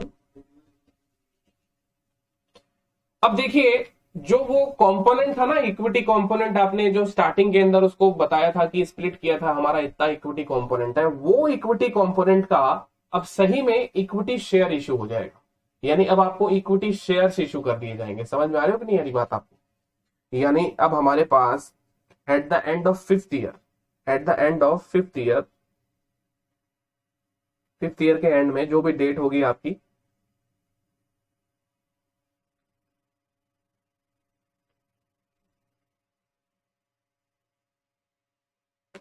है ना, फिफ्थ ईयर के एंड में हमें इनका कन्वर्जन करना है। तो कन्वर्जन करने के ऊपर हमारा जो ये कंपोनेंट था, इक्विटी कंपोनेंट CCCPS, आप उसको डेबिट कर देंगे, ठीक है ना। अब उसको कितना डेबिट करेंगे? इक्विटी का सर रिवैल्यूएशन कभी नहीं होता, एक बार जब आपने इक्विटी कंपोनेंट वहां पे क्रेडिट किया था, इक्विटी बस इतनी ही होती है, ये कभी भी वैल्यू नहीं की जाएगी दोबारा, सब्सिक्वेंटली कोई वैल्यूएशन नहीं होगा इसका। 5983110 पर ही आपकी इक्विटी रहेगी। तो अब आपको 5983110 तो अपने बुक से हटाना पड़ेगा। चलो हटा दिए, 5983110। सर अब इस क्रेडिट किसको करेंगे हम, बताइए। आज है हमारा कन्वर्जन का दिन, at the end of fifth year on conversion date.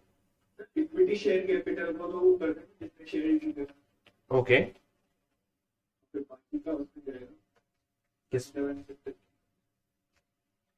या फिर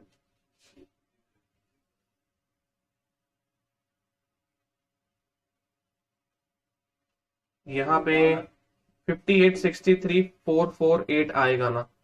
ओके सॉरी, मैंने पुराना वाला अमाउंट ले लिया ना।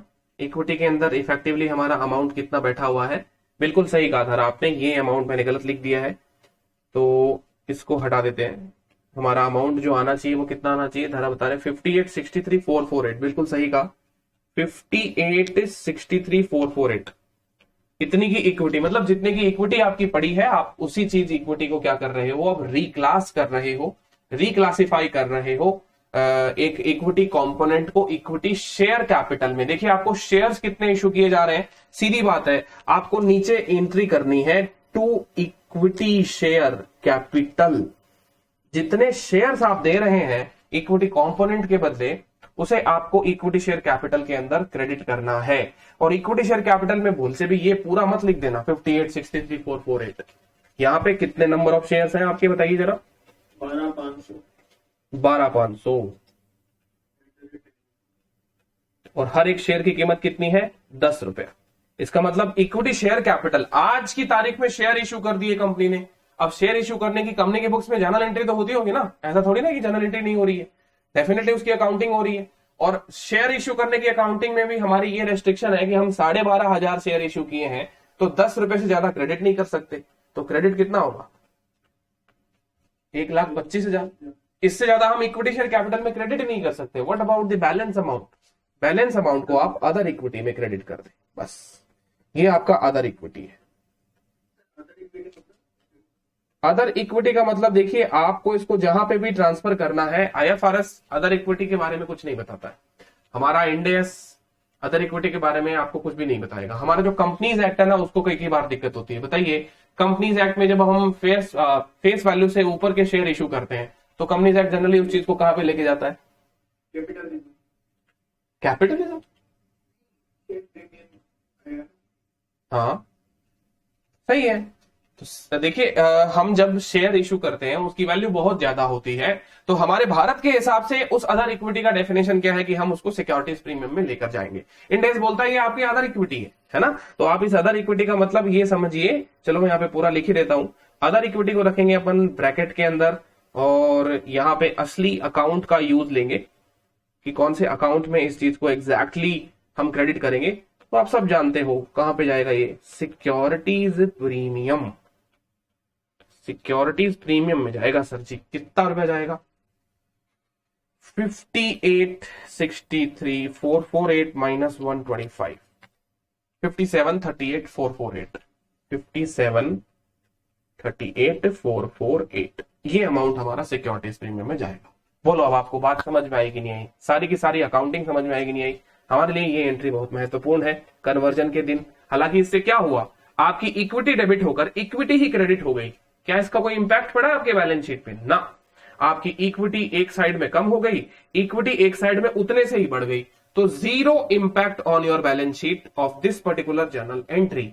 बट हेड्स बदल गए ना, प्रेजेंटेशन बदल गया, और प्रेजेंटेशन बदल गया तो भैया नंबर भी कट सकते हैं अगर आप इस चीज को अगर छोड़ के आ गए तो। बताइए बात समझ में आएगी नहीं आई? बात समझ में आएगी नहीं आई?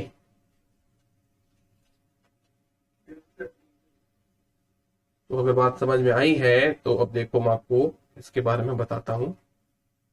मई 19 का था ना ये। तो मई 19 का जैसे अगर अपन इसका सजेस्टेड आंसर देखेंगे, इन लोगों ने इसका जो प्रेजेंटेशन किया है, देखिए हर क्वेश्चन का प्रेजेंटेशन इंस्टीट्यूट का देखना बहुत जरूरी है, अनिवार्य है, ठीक है। तो यहाँ पे सबसे पहले इन लोगों ने इंड एस 109 के हिसाब से ये लंबी वाली टेबल बनाई। मैं आपको बता देता हूं, अगर कैश फ्लो फिक्स होते हैं, ठीक है ना, अगर आपके कैश फ्लो फिक्स हुए तो आपको ये लंबी वाली टेबल बनाने की कोई दरकार नहीं है। सीधा सीधा कैलकुलेशन से भी आंसर आ सकता है। बिना फालतू में इतनी मेहनत क्यों करेंगे, पहले पूरा कैश फ्लो लिखेंगे, फिर वो फैक्टर लगाएंगे, फिर गुणा करेंगे, इतने में तो हमारा समय ही बीत जाएगा। तो जहां देखिए नंबर्स अगर अलग अलग होंगे तो फिर तो कोई उपाय ही नहीं है, फिर तो करना ही पड़ेगा। तो इन्होंने सबसे पहले कंपोनेंट को स्प्लिट किया, ट्रांजैक्शन कॉस्ट को इन्होंने एडजस्ट किया, है ना, और ट्रांजैक्शन कॉस्ट को एडजस्ट करने के बाद में एसीएम वाली टेबल बनाई। तो ये सब काम हम अपन ने भी किया है। फिर बाद में इन लोगों ने देखे वो शॉर्टकट वाली एंट्री पास कर दी जो मैंने आपको बताई थी, है ना। शॉर्टकट वाली एंट्री इन लोगों ने पास कर दी है क्योंकि इनका मानना ये है कि सर जी शॉर्टकट से भी काम चल सकता है। तो शॉर्टकट से काम चल सकता है तो कोई बात नहीं है, इन्होंने लगाया है तो हम भी लगा सकते हैं। इसलिए मैंने आपको कहा था देखिए कि आप ये शॉर्टकट वाली एंट्री भी यहाँ पर बिल्कुल पास कर सकते हैं।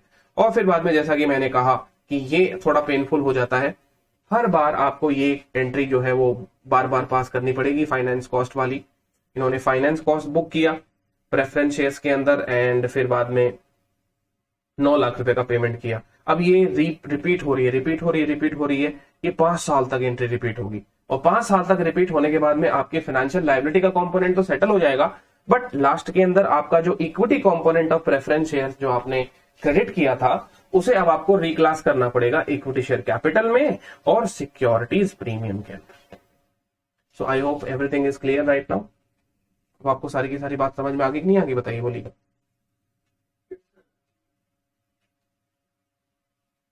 चलिए, तो बहुत बढ़िया बात है, ये वाला अपना सिस्टम हो गया है। और अब इसके बाद में ना आप सब लोग यहां पे आ जाइए।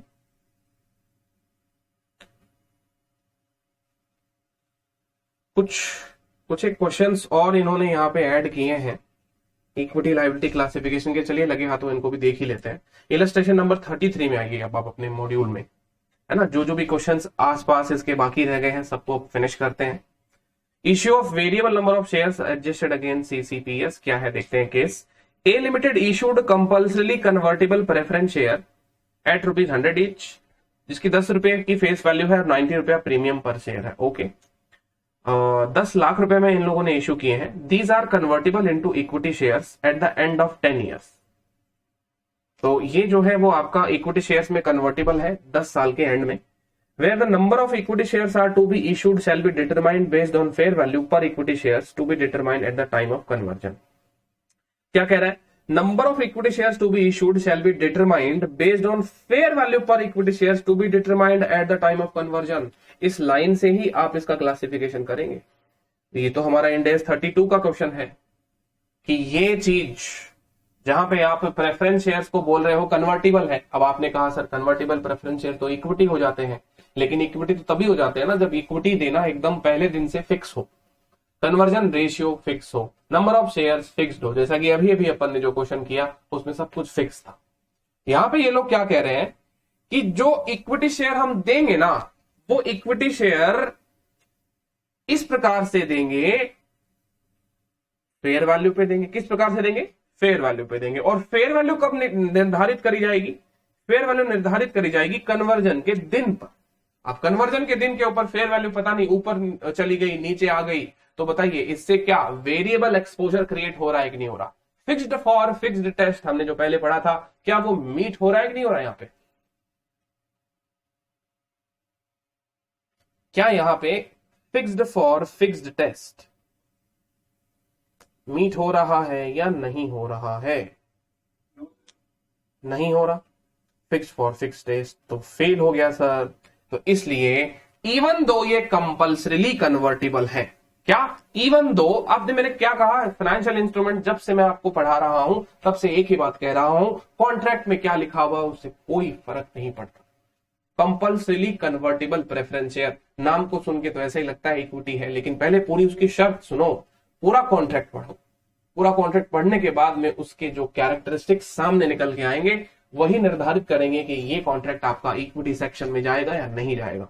अब ये इक्विटी हो ही नहीं सकता, है ना। इवैल्यूएट दिस फाइनेंशियल लायबिलिटी और इक्विटी, क्या ये फाइनेंशियल लायबिलिटी और इक्विटी है, इसको इवैल्यूएट करें। What if the conversion ratio was fixed, ये कह रहा है कि आपका यदि कन्वर्जन रेशियो फिक्स होता at the time of issue of such preference shares, तो बताइए तो सर इक्विटी हो जाता, तब फिक्स्ड फॉर फिक्स्ड टेस्ट जो है वो पास हो जाता और फिर वो इक्विटी हो जाता। इसके पहले क्वेश्चन का आंसर क्या हो जाएगा कि ये फाइनेंशियल लायबिलिटी है, दूसरे क्वेश्चन का आंसर क्या हो जाएगा कि ये इक्विटी है।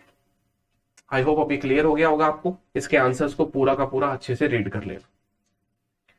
नाउ अब बीच में ही इन्होंने प्रोसेसिंग फीस के कुछ एक आध इलस्ट्रेशंस लगा दिए हैं। थोड़ी स्ट्रक्चर्ड नहीं है इनकी किताब, बट वही बात है, हमारे लिए इंपॉर्टेंट इनकी किताब है क्योंकि इनको पढ़ना बहुत जरूरी है। तो देखिए कहता है accounting treatment of processing fees belonging to undispersed loan, heading ये है। और हमने ना एक 6 साल का टर्म लोन जो है वो लिया है अप्रैल 2000 को, और हमने प्रोसेसिंग फीस जो है सैंक्शन कराने के लिए पे कर दी।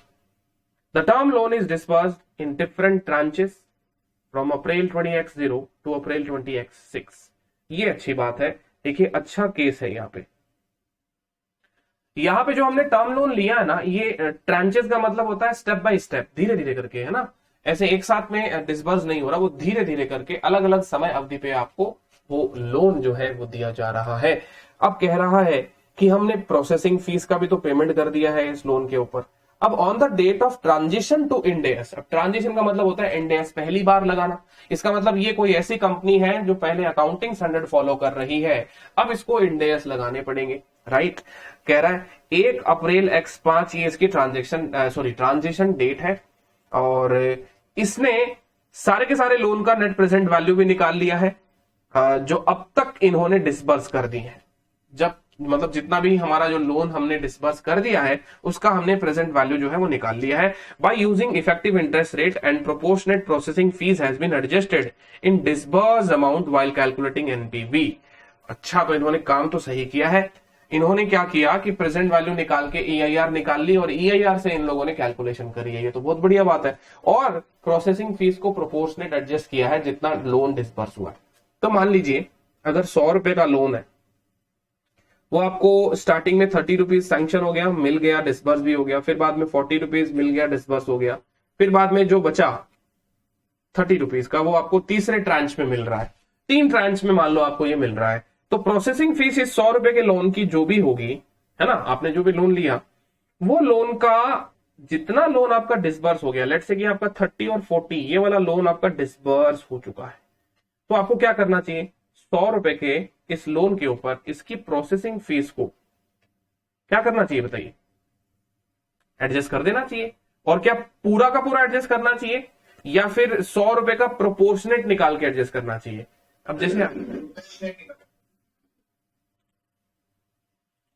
चलो स्टार्ट करते हैं।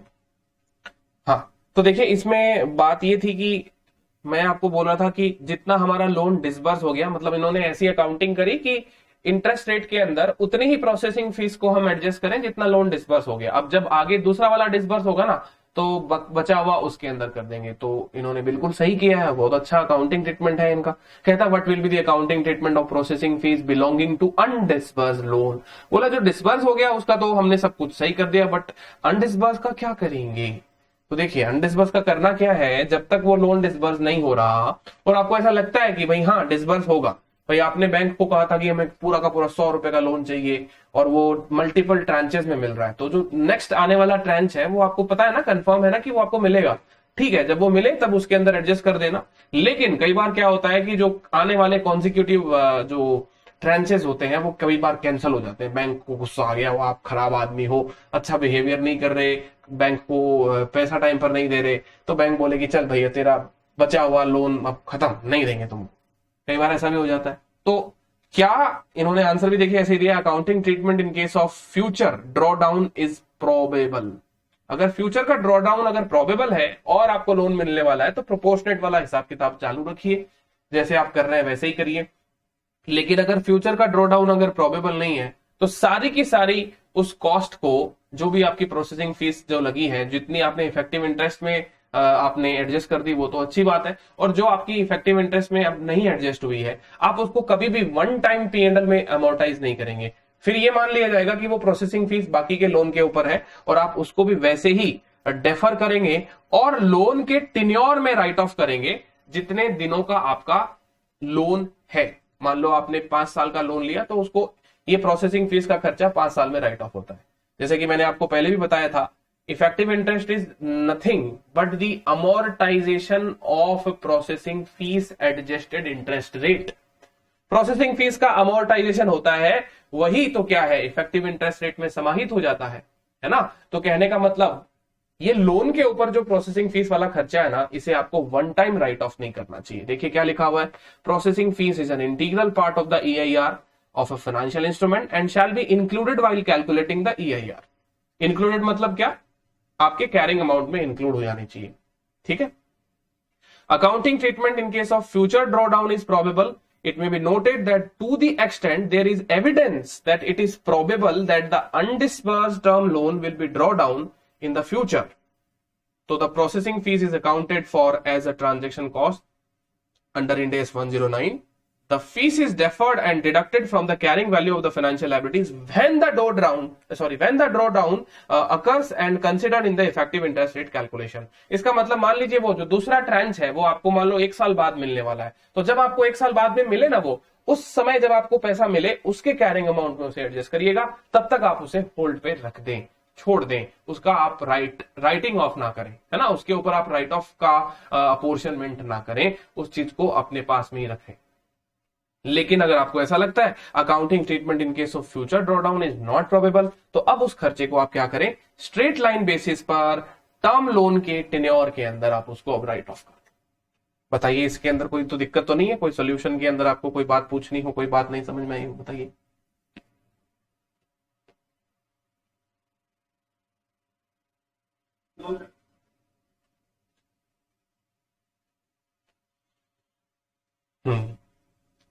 ठीक है, चलिए इलास्ट्रेशन फिर 35 में आ जाइए। Accounting treatment of prepayment premium and processing fees for obtaining new loan to prepay old loan. अब देखिए यहां पे कुछ ऐसे चीजें आई है जिसका जानकारी रखना हमारे बहुत जरूरी है। हमने पहले भी इनके ऊपर डिस्कस किया, बट इनके क्वेश्चंस अचानक कभी कहां पे दिए गए हैं, कुछ कहां पे दिए गए हैं, तो हमारा तो जिम्मेदारी है भाई पूरे के पूरे क्वेश्चन करना। तो देखिए प्री पेमेंट प्रीमियम क्या होता है, प्रोसेसिंग फीस तो हम जानने लग गए अब, और प्री पेमेंट प्रीमियम जो है वो क्या होता है। जैसे कई बार क्या होता है ना कि बैंक से लोन उठाया और आपका प्रोजेक्ट जिसके लिए लोन उठाया था, मान लो वो प्रोजेक्ट ही नहीं हो रहा है, तो अब वो लोन वापस लौटाना पड़ेगा। क्या करेंगे, लायबिलिटी को सर पे रखकर, जिस पैसे का कोई उपयोग ही नहीं है। तो कई बार हम बैंक को अपना जो लोन होता है ना वो वापस लौटा देते हैं। तो बैंक बोलता है भाई ऐसे कैसे यार, ऐसे तो चलेगा नहीं। बोले कि हमारा जो कॉन्ट्रैक्ट हुआ था वो अब आप पहले ही टर्मिनेट कर रहे हो, प्री पेमेंट कर रहे हो चीजों का, तो इसके लिए ना हम आपसे कुछ चार्ज लेंगे। तो इस लोन के कुछ चार्जेस होंगे, उसमें कॉन्ट्रैक्ट में क्लॉज लिखा हुआ होता है, इनकेस यदि आप प्रीपेमेंट करेंगे, पहले साल करेंगे, दूसरे साल करेंगे, जब भी करेंगे, तो इतना परसेंटेज आपके चार्ज लगेंगे, या आपका ये स्ट्रेट फॉरवर्ड प्रीमियम जो हम आपसे चार्ज कर लेंगे। तो ऐसी कंडीशन के अंदर ये प्रीपेमेंट प्रीमियम, क्या इसे भी हम इफेक्टिव इंटरेस्ट रेट का पार्ट माने? सर कैसी बातें करते हो, लोन तो खत्म हो गया, ईआईआर की क्या बात कर रहे हैं अपन। प्रीपेमेंट प्रीमियम तो तब दिया जाता है ना जब लोन आपका मैच्योरिटी से पहले ही आप लौटा रहे हो, तो ईआईआर का तो इसके अंदर कोई सवाल आएगा ही नहीं। प्रोसेसिंग फीस की अकाउंटिंग तो हमको सबको आती है, तो उसकी अकाउंटिंग सीखनी क्या है। प्रीपेमेंट प्रीमियम देखिए दोस्तों, हमेशा ध्यान रखिएगा, ये आपका खर्चा होता है। लोन तो आपका चला गया आपके पास से, है ना, तो जब आपका लोन ही आपके पास नहीं रहा, तो इस प्रीपेमेंट प्रीमियम को चुकाने के ऊपर आपका जो भी खर्चा आएगा, वो खर्चा स्टेटमेंट ऑफ P&L में सीधा का सीधा वन शॉट राइट ऑफ किया जाएगा। दैट इज एक्सपेंसेस, है ना, वो आपका खर्चा है, उससे रिलेटेड अब आपको कोई ऐसे उसको अमोर्टाइज करने का, उसको आगे डेफर करने का कोई जरूरत नहीं है, कोई दरकार नहीं है। चलिए केस को पढ़ते हैं। PQR limited had obtained term loan from bank A in X1 X2 and paid loan processing fees and commitment charges। देखिए क्या है, लोन प्रोसेसिंग फीस और कमिटमेंट चार्जेस, दो खर्चे उन्होंने दिए हैं, ठीक है।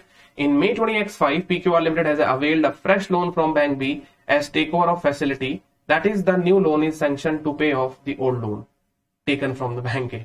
जो पुराना वाला लोन था उसको पेमेंट करने के लिए नया लोन ही ले लिया। The company paid prepayment premium to Bank A to clear the old term loan and paid processing fees to Bank B for the new term loan। Now, whether the prepayment premium and the processing fees both will be treated as a transaction cost as per Ind AS 109 of obtaining the new loan in the financial statements। नया loan लेने के लिए पुराने वाले loan को close करने का prepayment premium क्या ट्रांजैक्शन कॉस्ट माना जाएगा? क्या उसे भी आप जैसे कि अभी मैंने पुराना एग्जांपल दिया था, उसमें तो लोन आपका रीपे हो गया था, तो मैंने बोला कि अब आपका तो कोई लोन ही नहीं है, तो उसको तो P&L में डालना चाहिए। बट ये केस क्या कह रहा है, आपने एक नया लोन ले लिया, नया लोन लिया है ना, तो नया लोन कैसे लिया आपने, पुराने वाले लोन का पेमेंट कर दिया। तो पुराने वाले लोन का जो आपने पेमेंट किया है उसके लिए आपका कुछ प्री पेमेंट का प्रीमियम लग गया, तो वो प्री पेमेंट वाला प्रीमियम और नए वाले लोन को लेने के लिए प्रोसेसिंग फीस, क्या ये दोनों चीज आपकी ट्रांजैक्शन कॉस्ट होगी क्या?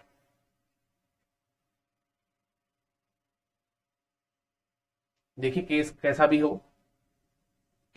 भी हो, पुराना वाला लोन अब नहीं रहा है, पुराना वाला लोन नहीं रहा है, तो पुराने वाले लोन के ऊपर जो खर्चा आपका एक्स्ट्रा हुआ है prepayment premium, that should be transferred to statement of P&L।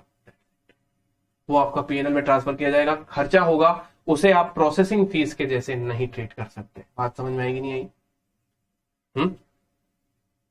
देखिए, Ind AS 109 provides that if an exchange of debt instruments or modification of term is accounted for as an extinguishment, any cost or fees incurred are recognized as part of the gain or loss on the extinguishment in the statement of P&L। कहने का मतलब ये आपका extinguishment है liability का, तो इसको settle करने के लिए आप जो भी कर रहे हैं वो आपका खर्चा है। Since the original loan was prepaid and the prepayment would result in extinguishment of the original loan, है ना, इससे आपका जो ओरिजिनल लोन है वो आपका एक्सटिंग्विश हो चुका है, आपसे अलग हो चुका है, जा चुका है।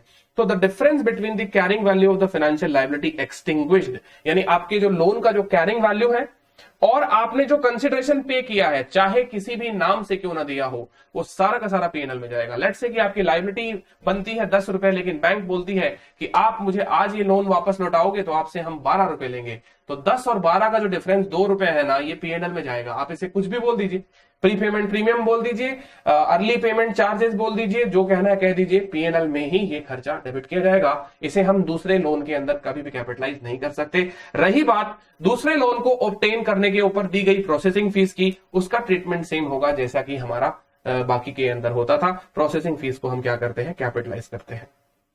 Accordingly the prepayment premium shall be recognized as part of the gain or loss in the extinguishment of the old loan।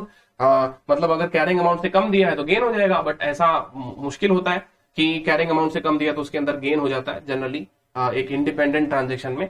तो अगर कम दिया है तो गेन, ज्यादा दिया है तो loss. Accounting treatment of unamortized processing fees of old loan. हाँ, ये बात अच्छी है। अब देखिए, सीधी बात है, अगर आप प्रीपेमेंट करेंगे तो ये वाली चीज तो डेफिनेटली जनरेट होगी। पुराना वाला जो लोन था उसकी आपने ईआईआर निकाली और ईआईआर से ही तो वो प्रोसेसिंग फीस आप राइट ऑफ कर रहे थे। तो अब आपको ये देखना पड़ेगा कि जब आपने अर्ली पेमेंट कर दिया, अर्ली पेमेंट करने तक कितनी प्रोसेसिंग फीस राइट ऑफ हो चुकी है। अब जो भी प्रोसेसिंग फीस बच गई है, जो भी आपकी राइट ऑफ नहीं हुई है, उसे आपको क्या करना है बताइए? करना क्या है? उसे सीधा का सीधा वन शॉट राइट ऑफ करना पड़ेगा, क्योंकि लोन तो चला गया पुराना वाला। तो कहता है unamortized processing fees related to the old loan will also be required to be charge to the statement of P&L because old loan तो अब अपना खत्म ही हो गया। समझ रहे हो ना? Now accounting treatment of processing fees for new loan, इसका अकाउंटिंग ट्रीटमेंट एकदम वैसा का वैसा ही होगा जैसा प्रोसेसिंग फीस का नॉर्मली होता है। Transaction cost are incremental cost और डायरेक्टली एट्रीब्यूटेबल होती है वो, इसलिए आपको क्या करना है, इसको आपको फाइनेंशियल एसेट्स और फाइनेंशियल लायबिलिटी के कैरिंग अमाउंट में एडजस्ट करना है। An incremental cost is one that would not have been incurred if the entity had not acquired, issued, disposed of the financial instrument. Incremental cost का मतलब इन्होंने बताया है कि मतलब अगर आप ये लोन लेते ही नहीं तो आपका ये खर्चा नहीं लगता प्रोसेसिंग फीस का। अब ये खर्चा तो लोन लेने से रिलेटेड ही है, तो इसको कैपिटलाइज करना चाहिए, उसको कैरिंग अमाउंट के अंदर आपको क्या करना चाहिए, एडजस्ट करना चाहिए, है ना। It is assume that the loan processing fee solely relate to the origination of the new loan, it does not represent loan modification renegotiation fees.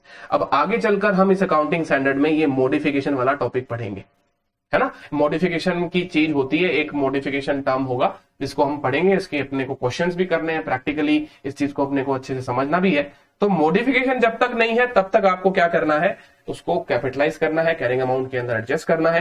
Hence the processing fees paid to avail fresh loan from the bank B will be considered as transaction cost in the nature of origination fees of the new loan and will be included while calculating effective interest rate as per Ind AS 109। बताइए, क्या आपको बात समझ में आ गई है? हाँ जी,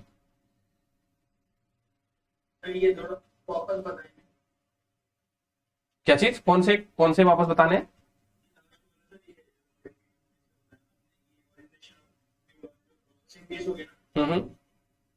देखिए, वो इसके लिए कंफ्यूजन आ रहा है कि मॉडिफिकेशन हमने अभी पढ़ा नहीं है। मॉडिफिकेशन क्या होता है? एग्जिस्टिंग अरेंजमेंट को आप कंटिन्यू करेंगे किसी दूसरे नियम और शर्त के अनुसार, दूसरे टर्म्स एंड कंडीशन के हिसाब से।